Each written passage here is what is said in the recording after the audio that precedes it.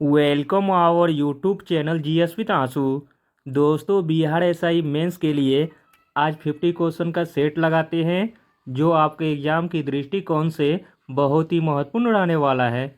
जो लोग CDPO, BPSC, PT या बिहार की किसी भी एग्ज़ाम की तैयारी कर रहे हैं तो वो लोग भी सेट लगा सकते हैं। चलिए दोस्तों, शुरू करते हैं। पहला प्रश्न है, मानव बलि प्रथा का निषेध करने के कारण अंग्रेजों के विरुद्ध विद्रोह करने वाली जनजाति का नाम बताइए।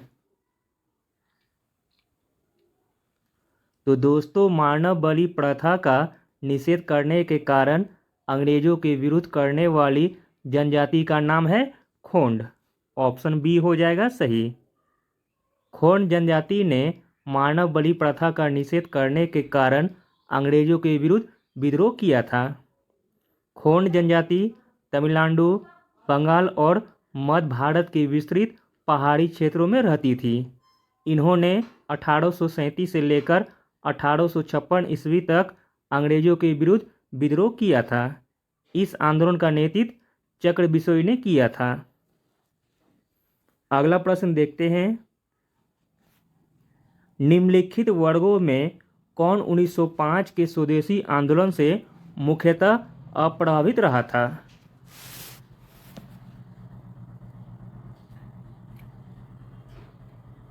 तो दोस्तों, 1905 के स्वदेशी आंदोलन से मुख्यतः अप्रभावित रहा था कृषक तथा मुसलमान। ऑप्शन सी हो जाएगा सही। अगला प्रश्न देखते हैं दोस्तों। निम्नलिखित में से किसका योगदान होम रूल लीग की स्थापना में नहीं था। तो दोस्तों, होम रूल लीग की स्थापना में योगदान नहीं था एच.एस. अल्काट का। दोस्तों, एच.एस. अल्काट का संबंध था थियोसॉफिकल सोसाइटी से, जबकि एनी बेसेंट, बाल गंगाधर तिलक तथा एस. सुब्रमण्यम अय्यर, यह तीनों का संबंध दोस्तों होम रूल लीग की स्थापना से था। अगला प्रश्न देखते हैं। 1866-86 के नील खेतिहारों के बिहार में हुए विद्रोह के क्षेत्र की पहचान करें।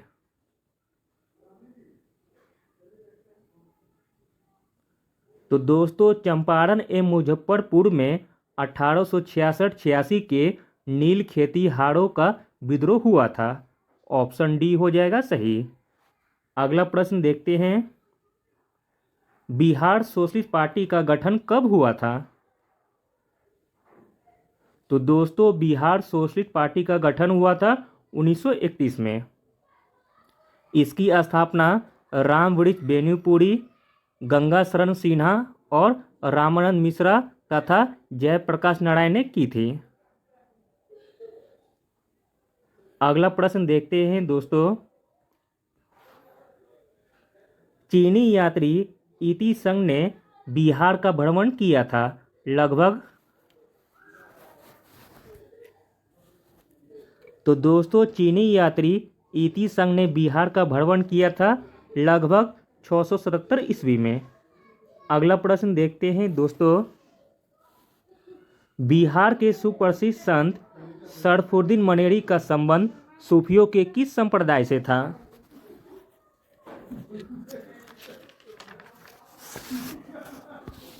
तो दोस्तों, बिहार के सुप्रसिद्ध संत सरफुद्दीन मनेरी का संबंध था फिरदौसी संप्रदाय से। ऑप्शन सी हो जाएगा सही। अगला प्रश्न देखते हैं। मयूर सिंहासन पर बैठने वाला अंतिम मुगल सम्राट कौन था।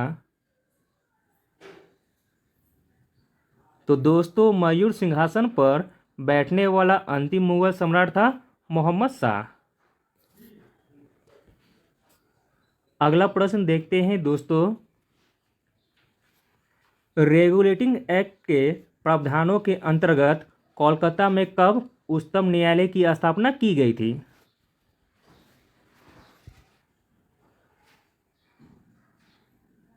तो दोस्तों, कोलकाता में उच्चतम न्यायालय की स्थापना की गई थी 1774 ईस्वी में। अगला प्रश्न देखते हैं दोस्तों। 19वीं शताब्दी के धर्म एवं समाज सुधार आंदोलन ने जनसंख्या के किस वर्ग को मुख्यतः आकर्षित किया था? तो दोस्तों 19वीं शताब्दी के धर्म एवं समाज सुधार आंदोलन ने जनसंख्या के बुद्धिजीवी, नगरीय उच्च जातियां तथा निर्धन सर्वसाधारण वर्ग को मुख्यतः आकर्षित किया था। ऑप्शन सी हो जाएगा सही। अगला प्रश्न देखते हैं। आग्नेय चट्टान के लिए निम्नलिखित में से कौन सा कथन सत्य है? तो दोस्तों आग्नेय चट्टान के लिए जो कथन सत्य है वह है ऑप्शन सी। वो एक क्रिस्टलीय तथा अक्रिस्टलीय दोनों ही होती है।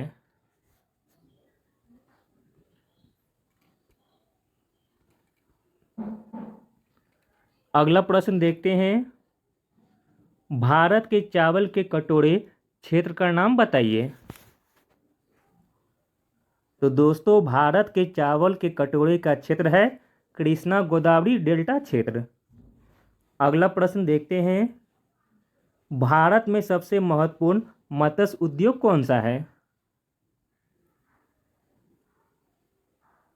तो दोस्तों भारत में सबसे महत्वपूर्ण मत्स्य उद्योग है अपतट क्षेत्र। अगला प्रश्न देखते हैं दोस्तों। लोकसभा को उसके कार्यकाल की समाप्ति के पूर्व ही भंग किया जा सकता है। तो दोस्तों लोकसभा को उसके कार्यकाल की समाप्ति के पूर्व ही भंग किया जा सकता है राष्ट्रपति द्वारा मंत्रिपरिषद की सलाह पर।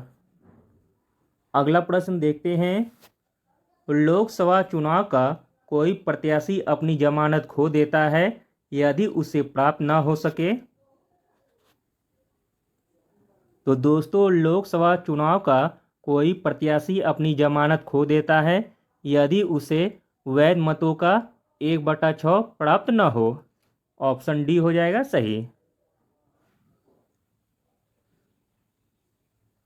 अगला प्रश्न देखते हैं।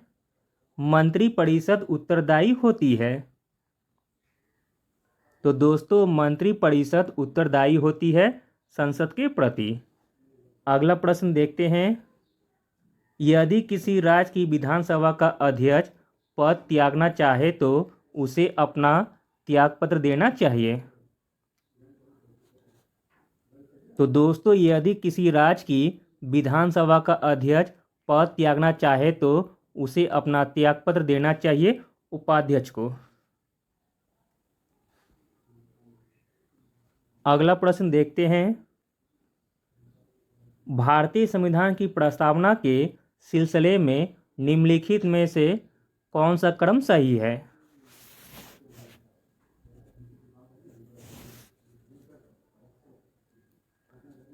तो दोस्तों भारतीय संविधान की प्रस्तावना के सिलसिले में जो क्रम सही है वो है ऑप्शन डी। सार्वभौम सत्ता संपन्न, समाजवादी, धर्मनिरपेक्ष, जनवादी, गणतंत्र। अगला प्रश्न देखते हैं। लोकसभा का नेता कौन है? तो दोस्तों प्रधानमंत्री लोकसभा का नेता होता है। अगला प्रश्न देखते हैं। स्वतंत्रता प्राप्ति के बाद में भारत ने सर्वाधिक प्रगति की है। तो दोस्तों स्वतंत्रता प्राप्ति के बाद में भारत ने सर्वाधिक प्रगति की है गेहूं के उत्पादन में। अगला प्रश्न देखते हैं। चांद पर उतरने वाला प्रथम अंतरिक्ष यात्री कौन है?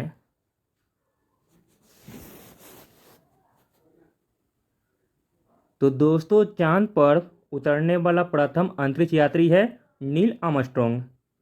नील आर्मस्ट्रॉन्ग जो कि 21 जुलाई 1969 को चांद पर उतरे थे। अगला प्रश्न देखते हैं।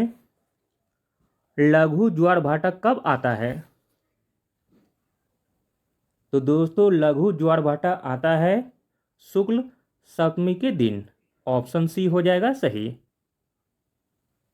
अगला प्रश्न देखते हैं। भूमध्य सागर का सबसे गहरा भाग कहाँ पाया जाता है? तो दोस्तों भूमध्य सागर का सबसे गाढ़ा भाग पाया जाता है एडियाटिक सागर में। अगला प्रश्न देखते हैं दोस्तों, चौथी बौद्ध महासभा किसके संरक्षण में संपन्न हुई थी? तो दोस्तों कनिष्क के संरक्षण में चौथी बौद्ध संहिता हुई थी।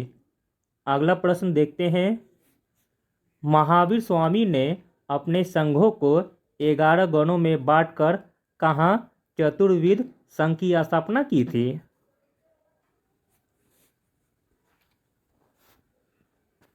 तो दोस्तों महावीर स्वामी ने अपने संघों को 11 गणों में बांटकर पावा में चतुर्विध संघ की स्थापना की थी।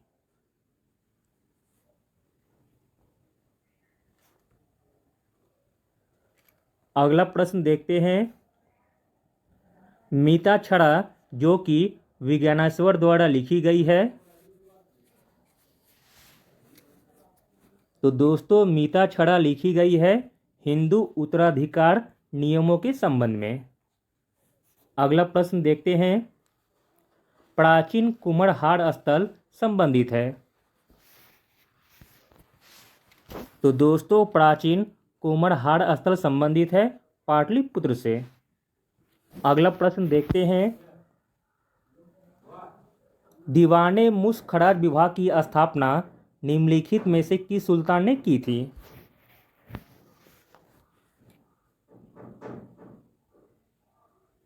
तो दोस्तों अलादीन खिलजी ने दीवान ए मुस्खराज विभाग की स्थापना की थी, जो कि भू राजस्व में भ्रष्टाचार को रोकना था।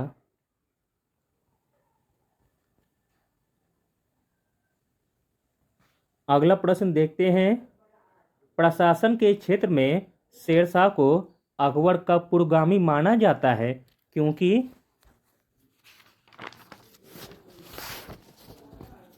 तो दोस्तों प्रशासन के क्षेत्र में शेरशाह को अकबर का पूर्वगामी माना जाता है क्योंकि उसके प्रशासकीय नीतियों को अकबर ने अपनाया था। अगला प्रश्न देखते हैं, रबी फसल कब बोई जाती है? तो दोस्तों रबी फसल बोई जाती है अक्टूबर नवंबर में, जबकि अप्रैल मई में काट ली जाती है। अगला प्रश्न देखते हैं, किस नृत्य में मुखौटे का इस्तेमाल किया जाता है? तो दोस्तों मुखौटे का इस्तेमाल किया जाता है कथकली नृत्य में। अगला प्रश्न देखते हैं दोस्तों, रेखांकित चेक वह है जिसको भुनाया जा सकता है केवल?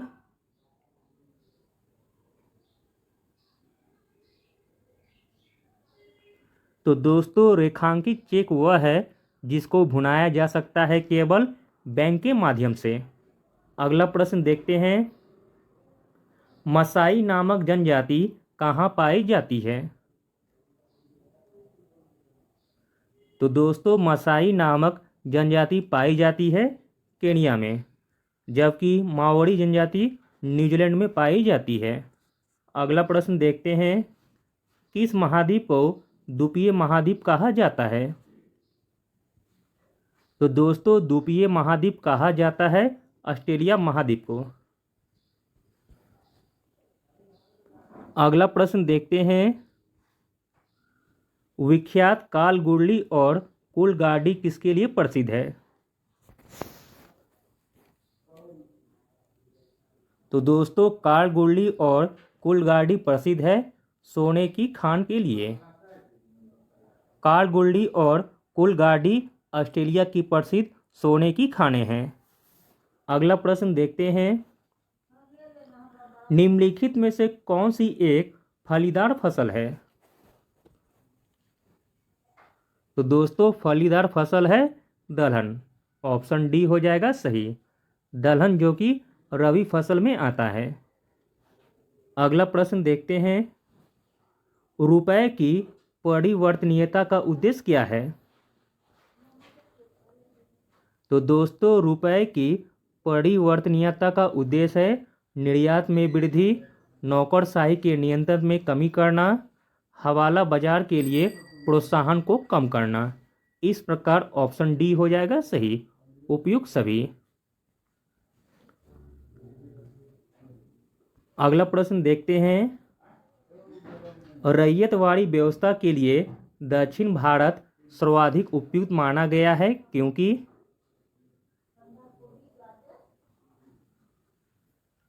रैयतवाड़ी व्यवस्था के लिए दक्षिण भारत सर्वाधिक उपयुक्त माना गया है क्योंकि इन हिस्सों में बड़े जमींदारों के अभाव से अस्थायी बंदोबस्त की संभावना नहीं थी। दक्षिण और दक्षिण पश्चिम भारत में उपजाऊ मिट्टी एवं अनुकूल जलवायु उपलब्ध थी।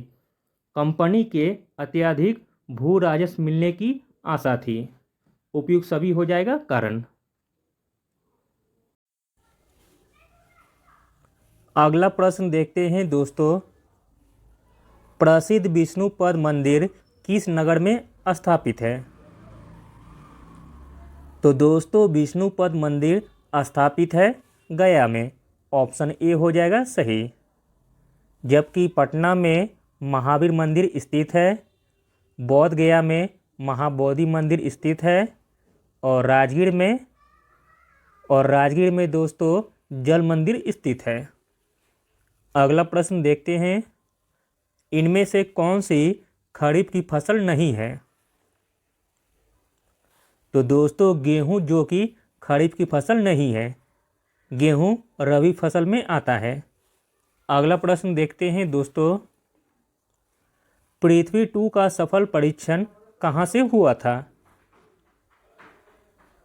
तो दोस्तों पृथ्वी 2 का सफल परीक्षण उड़ीसा के बालासोर से हुआ था।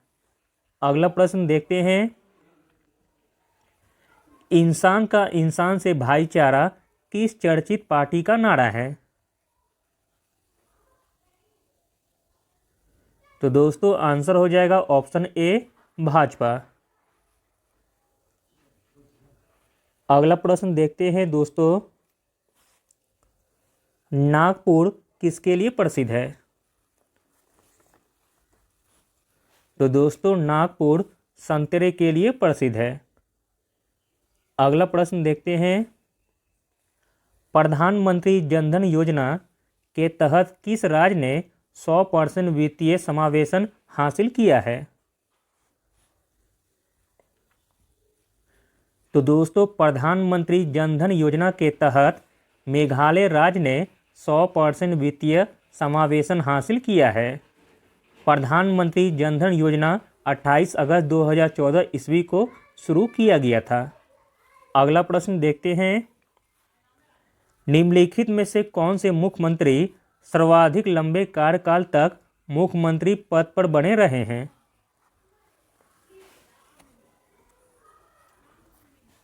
तो दोस्तों ज्योति बसु जो कि सर्वाधिक लंबे समय तक मुख्यमंत्री पद पर रहे हैं। अगला प्रश्न देखते हैं दोस्तों। भारत में पंचायती राज की स्थापना के लिए निम्नलिखित में से कौन सा संवैधानिक संशोधन अधिनियम प्रदान किया गया है? तो दोस्तों वह संवैधानिक संशोधन है 73वां संवैधानिक संशोधन। अगला प्रश्न देखते हैं। निम्नलिखित में से कौन सा भारत का पहला नगरपालिका निगम था? तो दोस्तों भारत का पहला नगरपालिका निगम था मद्रास नगर निगम।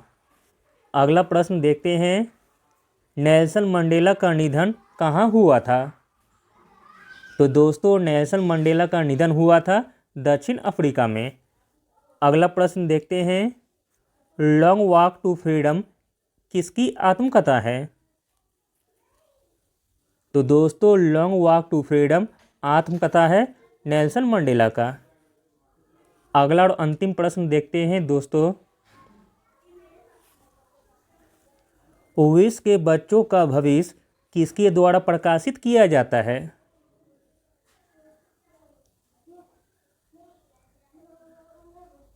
तो दोस्तों विश्व के बच्चों का भविष्य प्रकाशित किया जाता है विश्व स्वास्थ्य संगठन के द्वारा, यूनिसेफ के द्वारा तथा द लैंसेट के द्वारा। इस प्रकार ऑप्शन डी हो जाएगा सही। Thank you.